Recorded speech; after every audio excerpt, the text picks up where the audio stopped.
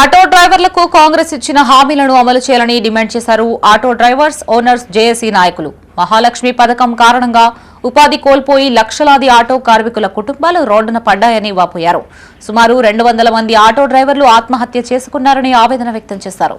Auto drivers owners JAC ఆధ్వర్యంలో పెద్దపల్లి జిల్లా కేంద్రంలో భారీ ర్యాలీ నిర్వహించారు. సుమారు 300 ఆటోలతో స్థానిక బస్టాండ్ నుంచి కలెక్టరేట్ వరకు ఈ ర్యాలీ కొనసాగింది.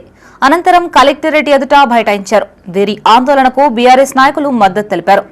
కాంగ్రెస్ పార్టీ పథకాల పేరు చెప్పి ఆటో డ్రైవర్లను నిలువునా ముంచిందని జేఏసీ నాయకులు ఫైర్ అయ్యారు.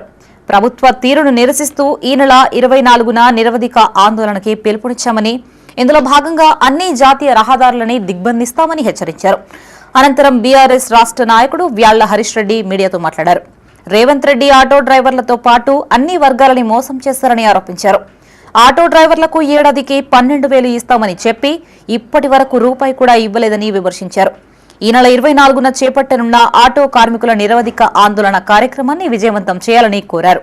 ఈ కార్యక్రమంలో జేఏసీ రాష్ట్ర అధ్యక్షుడు మంద రవికుమార్ యాదవ్, బీఆర్ఎస్ నాయకుడు వ్యాళ్ల హరీష్ రెడ్డి, ఆటో డ్రైవర్లు, ఓనర్లు పాల్గొన్నారు. కాంగ్రెస్ పార్టీ ఎన్నికల మేనిఫెస్టో ఇది. దీంట్లో ఆటో సంక్షేమ బోర్డు అన్నారు, 12,000 రూపాయలు అన్నారు, ఇల్లు లేని వాళ్ళకి ఇండ్లు అన్నారు, అనేక రకాల హామీలు ఇచ్చి ఇప్పుడు 3 సంవత్సరాలు గడుస్తున్నది. ఇంతవరకు ఒక్క హామీ కూడా నిలబెట్టుకోలేదు. కనీసం మాట కూడా మాట్లాడే పరిస్థితి లేదు. దాంట్లో భాగంగానే మరి 3 సంవత్సరాలు గడుస్తున్నా కానీ మామూలు ఆత్మహత్యలు చేసుకున్నా కానీ సానుభూతి కూడా చూపెట్టడం లేదు ఈ ప్రభుత్వం.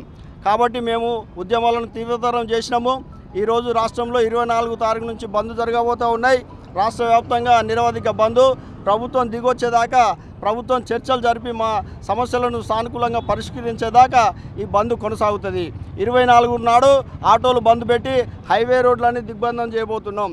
24 నాడు హైవే రోడ్లన్నీ దిగ్బంధం చేస్తాము. ఆయన ఇచ్చినటువంటి ఒక మహాలక్ష్మి అనే ఒక పథకం ద్వారా ఇలా ఆర్టీసీ బస్సులో మహిళలకు ఉచిత ప్రయాణం వల్ల మరి వీళ్ళ జీవనోపాధి కోల్పోయింది. ఇలా లక్షల మంది ఆటో డ్రైవర్లు జీవనోపాధి కోల్పోవడం వల్ల ఇలా వాళ్ళ బతుకులు ఆగమైపోయినాయి.